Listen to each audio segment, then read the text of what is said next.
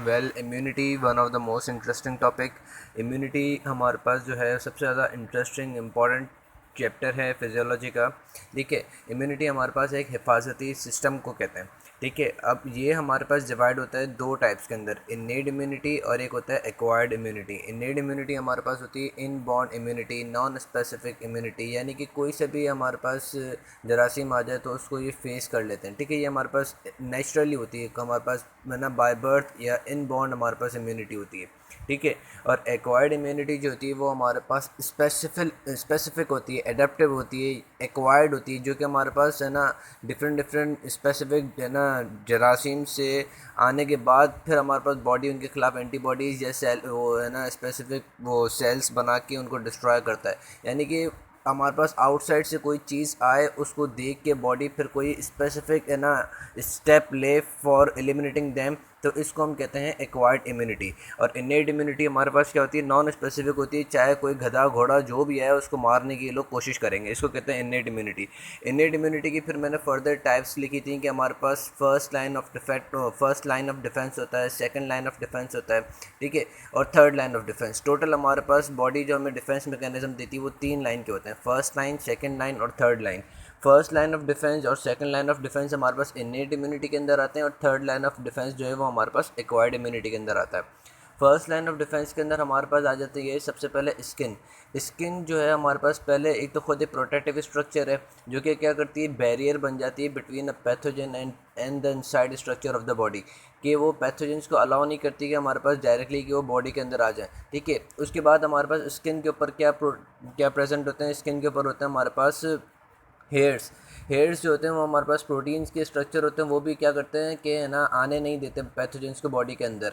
ठीक है, नेक्स्ट जो स्किन के ऊपर चीज़ होती है वो होता है स्वेट। स्वेट के अंदर हमारे पास सॉल्ट्स होते हैं और हमारे पास कुछ एंजाइम्स होते हैं जो कि क्या करते हैं कि पैथोजेंस को है ना डीनेचरेट कर देते हैं या मार देते हैं, उनको अपने अंदर आने नहीं देते। ठीक है, इसी तरीके से हमारे पास फर्स्ट लाइन के अंदर आते हैं है ना आई का क्या रोल है। आई के अंदर हमारे पास टीयर होता है, टीयर के अंदर भी हमारे पास ये है ना लाइसोजाइम एंजाइम्स होते हैं और सर्टेन अदर बैक्टीरियासीडियल एंजाइम्स होते हैं जो कि क्या करते हैं बैक्टीरिया को मार देते हैं और दूसरे पैथोजेंस को मार देते हैं, उनको आने नहीं देते। ठीक है, इसी तरीके से हमारे पास सर्टेन है ना वो सीलिया वगैरह होते हैं हमारे पास, जो रिस्पिरेटरी ट्रैक्ट वगैरह है वो भी इनको है ना वो पैथोजेंस को एलिमिनेट कर देते हैं। म्यूकस होता है हमारे पास, सीक्रीशंस होती हैं, HCl होता है, गैस्ट्रिक इंटेस्टाइनल सीक्रीशंस होती हैं, ये सब कुछ हमारे पास फर्स्ट लाइन के अंदर आता है।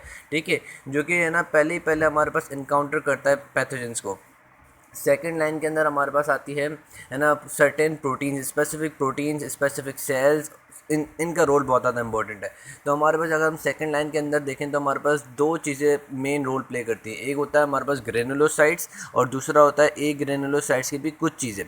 ठीक है, ग्रेनुलोसाइट्स हमारे पास 3 टाइप के होते हैं, न्यूट्रोफिल्स, बेसोफिल, इजिनोफिल, और है ना ए ग्रेनुलोसाइट्स हमारे पास 2 टाइप के होते हैं, एक होता है मोनोसाइट्स और दूसरा होता है लिम्फोसाइट्स। तो लिम्फोसाइट्स जो हैं वो हमारे पास एक्वायर्ड इम्यूनिटी में आते हैं, बाकी ये चारों जो हैं 3 ग्रेनुलोसाइट और एक मोनोसाइट, ये चारों के चारों हमारे पास इनेट इम्यूनिटी के अंदर आते हैं। अब हम एक एक का रोल देखते हैं कि क्या क्या रोल है सेकंड लाइन ऑफ डिफेंस के अंदर। हमारे पास सबसे पहले जो न्यूट्रोफिल्स आते हैं, न्यूट्रोफिल्स हमारे पास है ना वो क्विक रिस्पांस देते हैं, ये हमारे पास बॉडी के अंदर घूम रहे होते हैं। इनका और वो जो मोनोसाइट्स हैं इन दोनों का एक्शन सेम है, लेकिन ये चीज़ याद रखना है कि न्यूट्रोफिल्स हमारे पास क्विक रिस्पांस देता है लेकिन शॉर्ट टर्म के लिए रिस्पांस देता है, और मोनोसाइट जो है, मोनोसाइट एक्चुअली क्या होते हैं कि हमारे पास है ना वो ब्लड में घूम रहे होते हैं तो इतने इफेक्टिव नहीं होते, जब वो टिश्यूज़ वगैरह में चले जाते हैं तो ये हमारे पास मैक्रोफेज बन जाते हैं और उनका जो है ना बैक्टीरिया को मारने का इफेक्ट है वो बहुत ज़्यादा इंक्रीज़ हो जाता है। तो ये हमारे पास मैक्रोफेज जो होता है वो हमारे पास स्लो रिस्पांस तो देता है कि फ़ौरन बैक्टीरिया वगैरह को नहीं मारता जैसे न्यूट्रोफिल मार देता है, लेकिन इसका जो रिस्पांस जो है वो लॉन्ग टर्म तक रहता है। न्यूट्रोफिल थोड़ी देर मार के फिर ख़त्म हो जाएगा, मतलब डाई हो जाएगा। ठीक है, और जो मैक्रोफेज जो है वो काफ़ी लंबे टाइम तक मारता रहेगा और हमें सपोर्ट देगा।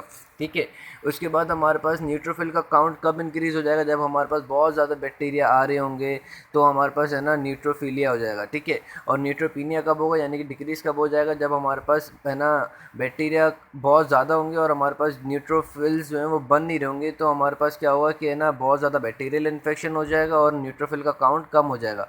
न्यूट्रोफिल का काउंट उस वक्त इंक्रीज़ भी उस वक्त हो रहा था जब बैक्टीरिया का एक्शन ज़्यादा था, लेकिन उस वक्त न्यूट्रोफिल ज़्यादा थे तो वो उनको ख़त्म कर रहे थे, और बैक्टीरियल एक्टिविटी को मार रहे थे, बैक्टीरिया को मार रहे थे।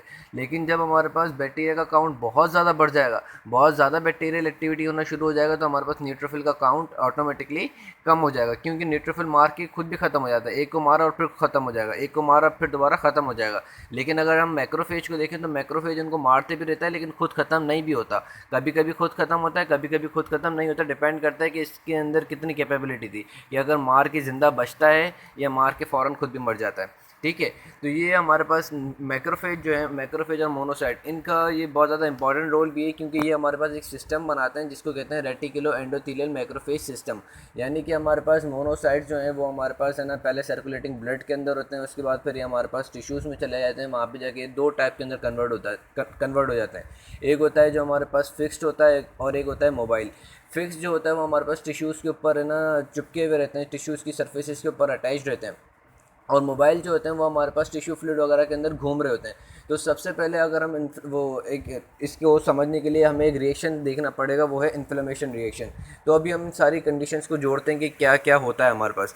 सपोज़ करो हमारे पास कोई एक इन्फ्लेमेशन रिएक्शन होने वाला है, तो अब इन्फ्लेमेशन रिएक्शन को सबसे पहले है ना स्टार्ट कौन कराएगा, इन्फ्लेमेशन स्टार्ट कैसे होगी। सबसे पहले सपोज़ करो कोई बैक्टीरिया आया प्लाज्मा उसके अंदर, ब्लड के अंदर से वो टिश्यू फ्लूइड में आ गया। अब इन्फ्लेमेशन में क्या होगा, इन्फ्लेमेशन वैसे तो डिफेंस मैकेनिज्म की सेकंड लाइन है, लेकिन इस इन्फ्लेमेशन की भी खुद 4 लाइन है, first line, second line, third line, fourth line. इस इन्फ्लेमेशन की खुद 4 लाइन है, और इन्फ्लेमेशन खुद जो है वो इनेट इम्यूनिटी का सेकंड लाइन है। ठीक है, अब हमारे पास बैक्टीरिया आ गया प्लाज्मा के अंदर, अब प्लाज्मा से बैक्टीरिया आ गया हमारे पास टिश्यू फ्लूइड के अंदर। वहाँ पे सबसे पहले हमारे पास इसको जो कम्बैट करेंगे वो होंगे हमारे पास फ्री मैक्रोफेजेस, जो मोबाइल मैक्रोफेजेस वहाँ पे घूम रहे थे, चाहे वो मोबाइल थे। ठीक है, मोबाइल वाले इसको कम्बैट करेंगे। ठीक है, वहाँ पे मोबाइल वालों ने इसको फेस किया और उसको है ना मारने की कोशिश की, मारा, और साथ साथ में खुद जो है अब वो कुछ प्रोटीन्स रिलीज़ करेंगे, जैसे इंटरल्यूकिन्स रिलीज़ करेंगे, साइटोकाइंस रिलीज़ करेंगे, ट्यूमर नेक्रोसिस फैक्टर। ये सारे प्रोटीन्स होते हैं जो कि सेल सिग्नलिंग के लिए बहुत ज़्यादा इंपॉर्टेंट होते हैं, और दूसरे सेल्स को, दूसरे है ना जो हमारे पास इम्यून सेल्स हैं उनको इंड्यूस करवाते हैं। अब ये सारी चीज़ें रिलीज़ करना शुरू करेंगे, साइटोकाइंस रिलीज़ करेंगे, इंटरफेरॉन्स रिलीज़ करेंगे, उसके साथ साथ ट्यूमर नेक्रोसिस फैक्टर रिलीज़ करेंगे, इंटरल्यूकिन्स रिलीज़ करेंगे, सेक्रेटिन रिलीज़ करेंगे। ये सारे फैक्टर्स करेंगे क्या, अब ये सारे फैक्टर्स दूसरे वाले हमारे पास सेल्स को बुला के लेके आएंगे। ठीक है, तो ये हमारे पास फर्स्ट लाइन ऑफ इन्फ्लेमेशन थी। साथ साथ में हमारे पास अभी इन्फ्लेमेशन करानी, यानी कि टिश्यू फ्लूइड को हमें स्वेलअप कराना है, तो इस चीज़ के लिए हमारे पास क्या होना ज़रूरी है कि हमारे पास है ना कुछ एलर्जिन, जो हमारे पास जो मैक्रोफेज ने एलर्जिन को मारा है उसका कुछ पार्ट जो है वो हमारे पास वो बेसोफिल के साथ भी लगे। जो बेसोफिल हमारे पास ग्रेनुलोसाइट है उसके साथ भी कुछ इसका पार्ट लगे। अब बेसोफिल के ऊपर हमारे पास एंटीबॉडी लगी हुई होती है IgE। ठीक है, वो क्या करेगी, वो जैसे इस एलर्जिन के साथ कंबाइन हो जाएगी तो क्या करेगी कि ये हमारे पास बेसोफिल को बोलेगी कि तुम डीग्रेनुलेट हो जाओ, यानी कि बेसोफिल ख़त्म हो जाए, और हमारे पास वो क्या रिलीज़ करे, हिस्टामाइन, सेरोटोनिन और ब्रेडिकाइनिन रिलीज़ करे। ये तीनों सब्सटेंस है ना जैसे ही रिलीज़ होंगे तो हमारे पास ये क्या करेंगे, ये तीनों सब्सटेंस हमारी जो ब्लड वेसल है उसको क्या करेंगे, उसको बोलेंगे तुम डायलेट हो जाओ, तुम अपनी परमेबिलिटी थोड़ी इंक्रीज़ कर दो, ताकि जो आने वाले हमारे पास न्यूट्रोफिल्स और मैक्रोफेजेस हैं जो आने वाले हैं ब्लड में जो पहले मौजूद हैं और जिनको इंड्यूस करवाया मैक्रोफेज के प्रोटीन्स ने, उनको आने में आसानी हो जाए। ठीक है, ताकि वो हमारे पास इनकी आराम से स्क्वीजिंग और डायपेडेसिस के थ्रू ये हमारे पास न्यूट्रोफिल्स और फर्दर मैक्रोफेजेस आ सकें। ठीक है, अब जैसे ये हमारे पास वेजोडाइलेशन हो गई, बेसोफिल्स और मास्ट सेल्स की वजह से हमारे पास वेजोडाइलेशन हो गई। कैसे इन दोनों ने करवाई, इन दोनों ने डीग्रेनुलेट होके हमारे पास हिस्टामाइन और सेरोटोनिन और ब्रेडिकाइनिन को रिलीज़ करवाया। ठीक है, तो इन दोनों का काम इस चीज़ के अंदर बहुत ज़्यादा इंपॉर्टेंट। अब मास्ट सेल्स और है ना ये बेसोफिल्स की कंसनट्रेशन कब इंक्रीज़ होगी, जब हमारे पास हाईली इन्फ्लेमेशन कंडीशंस हो रही होंगी, तब इन दोनों का काउंट बहुत ज़्यादा इंक्रीज़ हो जाएगा। ठीक है, तो इन दोनों का रोल भी समझ में आ गया हमारे पास। उसके साथ साथ अब हमारे पास क्या होगा कि जैसे न्यूट्रोफिल्स और आ जाएंगे, न्यूट्रोफिल और हमारे पास दूसरे मोनोसाइट वगैरह आना शुरू होंगे, तो न्यूट्रोफिल जैसे हमारे पास इसके अंदर आएगा, टिश्यू ब्लड से हमारे पास टिश्यू फ्लूइड में आएगा बाय है ना मार्जिनेशन कहते हैं attaching of neutrophils with the proteins on blood vessel. उसके बाद फिर इसके बाद होगी इसकी डायपेडेसिस, यानी कि स्क्वीजिंग हमारे पास होगी न्यूट्रोफिल की। उसके बाद फिर हमारे पास ये कीमोटैक्सिस, जो कीमोटैक्सिक सब्सटेंस जो मैक्रोफेज रिलीज़ कर रहा था अपने पास उनको बुलाने के लिए, तो उनको ये है ना देखते देखते उनको फॉलो करते करते ये हमारे पास उस जगह पे, इन्फ्लेमेशन वाली जगह पे, या बैक्टीरियल ने जहाँ एक्शन किया है, जहाँ अटैक किया है, उस जगह पे ये आ जाएंगे और फिर ये क्या करना शुरू करेंगे, ये मारना शुरू करेंगे उन बैक्टीरिया वगैरह को। साथ साथ में क्या होगा कि अब ये भी हमारे पास फैक्टर्स रिलीज़ करेंगे। थर्ड लाइन के लिए हमारे पास फर्दर मैक्रोफेजेस को बुलाएंगे। उसके बाद फोर्थ लाइन होगी जिसमें हमारे पास और मोनोसाइट्स और है ना ये डिफरेंट न्यूट्रोफिल्स आना शुरू हो जाएंगे। तो ये हमारे पास इन्फ्लेमेशन का प्रोसीजर था कि किस तरीके से हमारे पास सेकंड लाइन ऑफ है ना डिफेंस ऑफ इम्यूनिटी ने हेल्प करवाई इन थ्रू इन्फ्लेमेशन।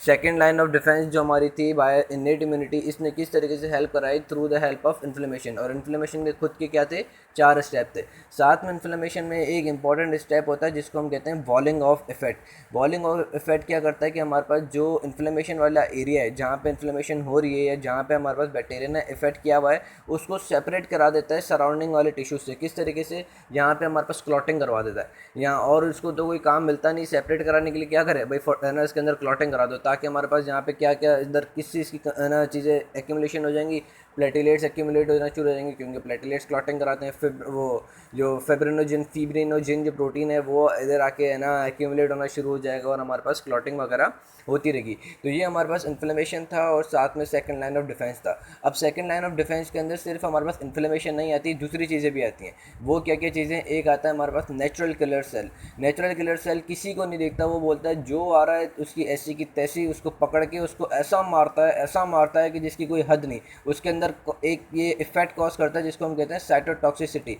उसको इतना बुरे तरीके से मारता है कि उसके चीर वीर सब फाड़ के रख देता है, बहुत बुरे तरीके से मारता है, ख़त्म कर देता है उसको, बहुत बुरे तरीके से ख़त्म कर देता है। ठीक है। उसके बाद हमारे पास एक आता है फीवर।